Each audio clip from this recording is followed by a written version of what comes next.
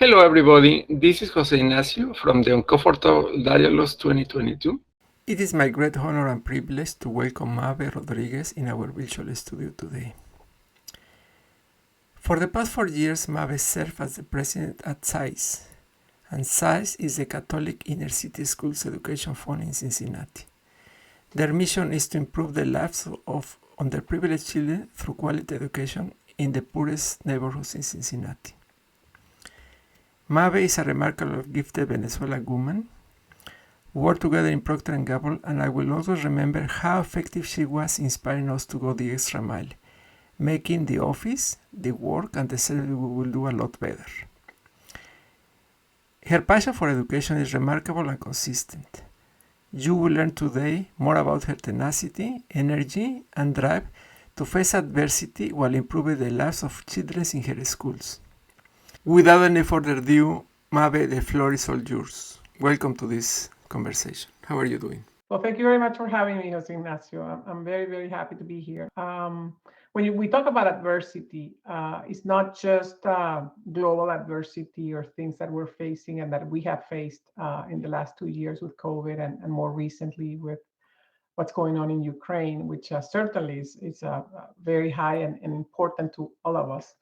But I see it as adversity in our everyday lives, whether it be with our children, if they're going through something in school, or whether it be in our work, or whether it be in anything that we're dealing with. And I try to think about it with making sure that I take the time to understand and really listen and put in empathy skills to listen to other people so that I can capture the learnings. I am a big believer in constantly learning and learning from others and having the humility to say that I don't know, I don't have the answers. And therefore, once you capture different points of view or different data points, then you can tackle whatever that adverse moment might be and a course of action. So it could be particularly currently as I'm working with schools in education.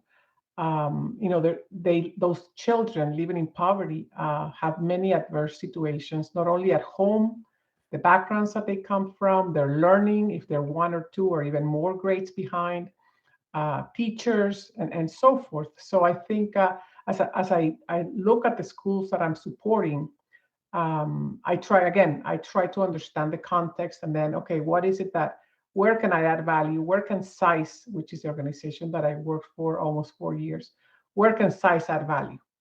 And then as you do that, then the problem becomes more, I could call them segments or areas to go tackle. And so that it becomes more doable so that you can implement things and get results. So that's a little bit about the framework that I try to use. Excellent. Thank you very much. Now, Mabe, the reality is changes is a constant. So every day we will be facing new changes. And 10 years ago, we thought that the world will be finished if we do ABC. But the truth of the matter, every month or every year, we will be facing new adversities or new challenges or new crises.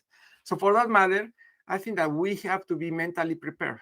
So it's going to be kind of a new skill set that we need to make sure that people are not necessarily looking forward for crisis, but they need to be prepared when the crisis will come, because there is no way that crisis will continue to come. Even if we fix the situation with COVID, or as you said, the situation in Europe, there will be new crises.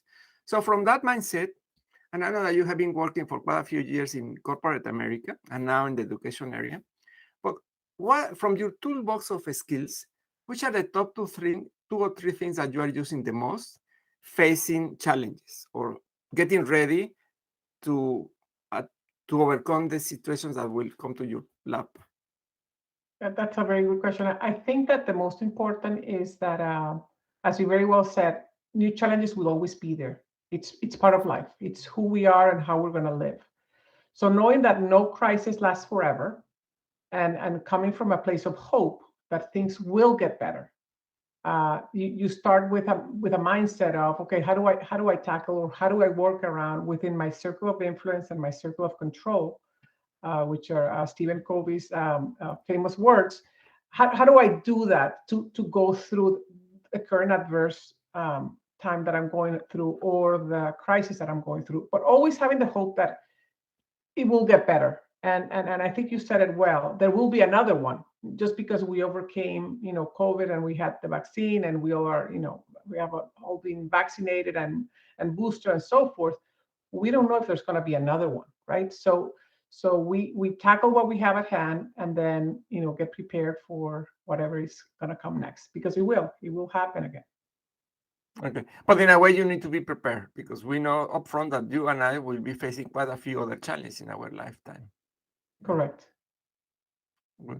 Mabe, as you can know, I would love to have more time talking to you, but the truth of the matter, we are running out of time.